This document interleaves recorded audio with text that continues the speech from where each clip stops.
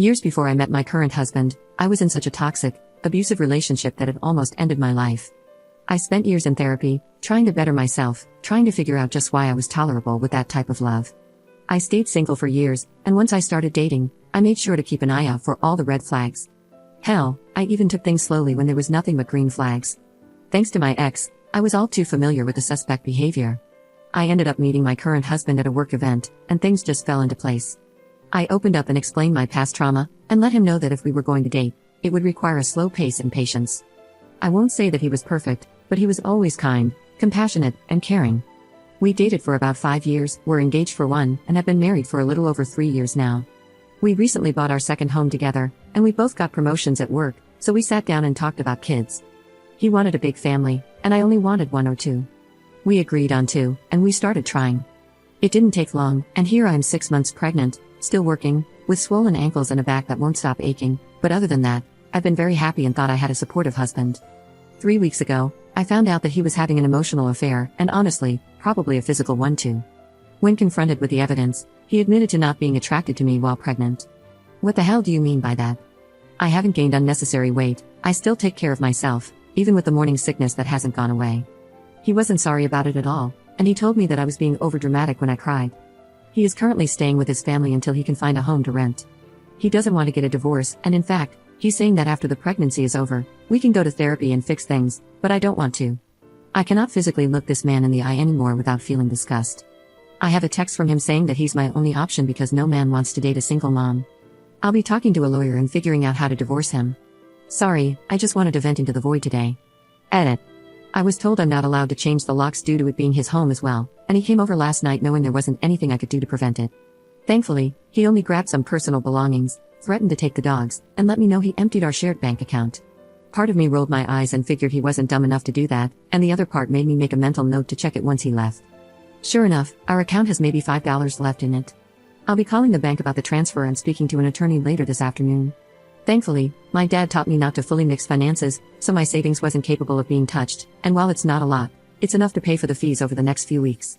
I don't have any family left, so I think he's doing a power play to make me feel like I'm alone and need him, when in reality, it's lit a fire in me that I don't want or need such a garbage person in my life.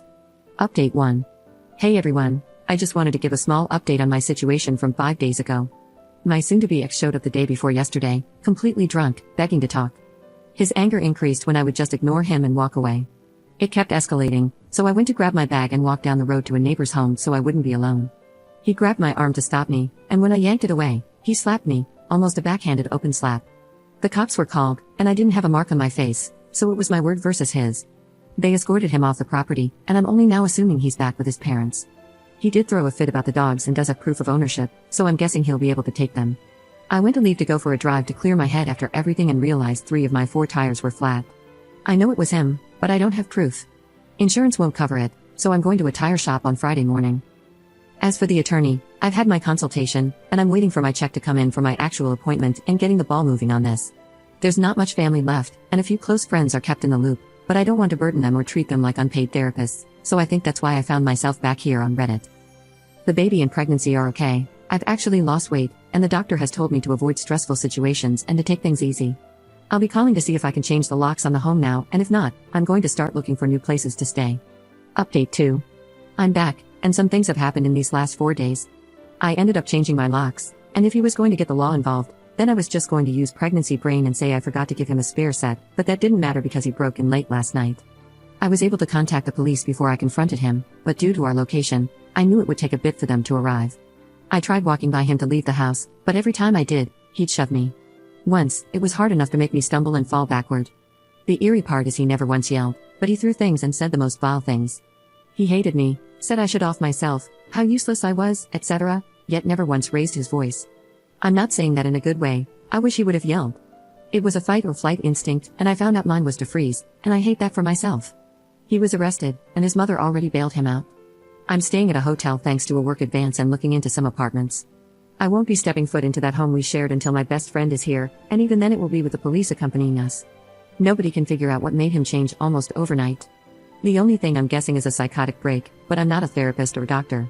Besides some ugly bruises and stitches myself, the baby and I are fine.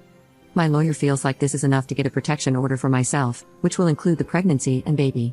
For now, I'm safe and can sleep well for the first time in weeks. I have the dogs, and nobody besides one close person and the police is aware of where I am.